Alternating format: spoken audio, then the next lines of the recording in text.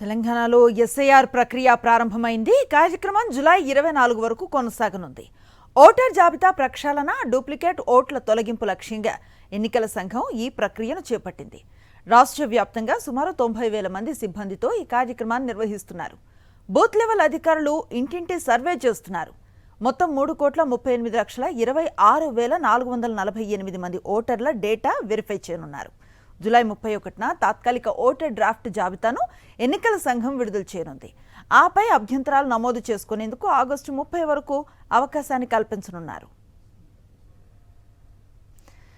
SIR ప్రక్రియకు సంబంధించి పూర్తి డీటెయిల్స్ మా ప్రతినిధి విక్రమ్ అందిస్తారు.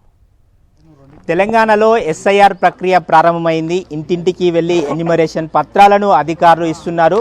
ఈ ఎన్యూమరేషన్ పత్రాలను ఏ విధంగా ఇస్తున్నారు, దానికి సంబంధించిన పూర్తి వివరాలు తెలుసుకునే ప్రయత్నం చేద్దాం. మనతో పాటు ఎస్ఐఆర్కి సంబంధించిన అధికారులంతా ఉన్నారు. సార్, దీనికి సంబంధించి ఎస్ఐఆర్ ప్రక్రియలో ఏ విధంగా కొనసాగుతుంది, వారి నుంచి ఎటువంటి రెస్పాన్స్ వస్తుంది ఓటర్ల నుంచి? నమస్కారం అండి. ఈరోజు రాష్ట్ర వ్యాప్తంగా ఎస్ఐఆర్ ప్రోగ్రామ్ స్టార్ట్ అయింది. మేము మా పరిధిలో ఉన్న బిఎల్ఓ పరిధిలో ఉన్న ప్రతి పోలింగ్ స్టేషన్ పరిధిలో ఉన్న ఓటర్కి ఇంటింటికి వెళ్ళి ఎన్యుమరేషన్ ఫామ్ డిస్ట్రిబ్యూషన్ చేసి వాళ్ళ దగ్గర మళ్ళీ అక్నాలజ్మెంట్ సంతకంతో పాటు తీసుకుంటున్నాము. డీటెయిల్స్ ఫిలప్ చేయడానికి కూడా టైం ఇస్తున్నాము. దానిపైన బిఎల్ఓ నెంబర్ ఉంటుంది.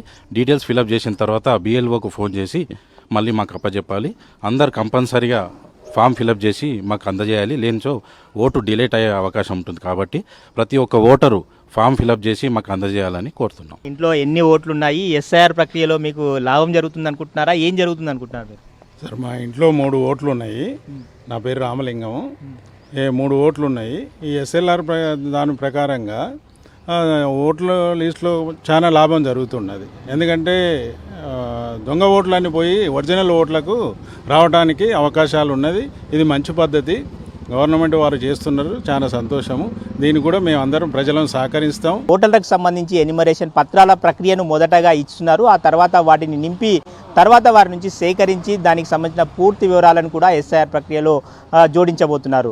మొత్తంగా ఎస్ఐఆర్ ప్రక్రియ తెలంగాణ వ్యాప్తంగా కూడా ప్రారంభమైంది. అందరి నుంచి కూడా పూర్తిగా మంచి రెస్పాన్స్ వస్తుందని చెప్పి అధికారులు చెప్తున్నారు. వీడియో జర్నలిస్ట్ ముత్యంగౌడ్తో విక్రమ్, సాక్షి టీవీ, హైదరాబాద్. మరిన్ని అప్డేట్స్ కోసం ఛానల్ ను సబ్స్క్రైబ్ చేయండి. నోటిఫికేషన్స్ కోసం బెల్ ఐకాన్ పై క్లిక్ చేయండి.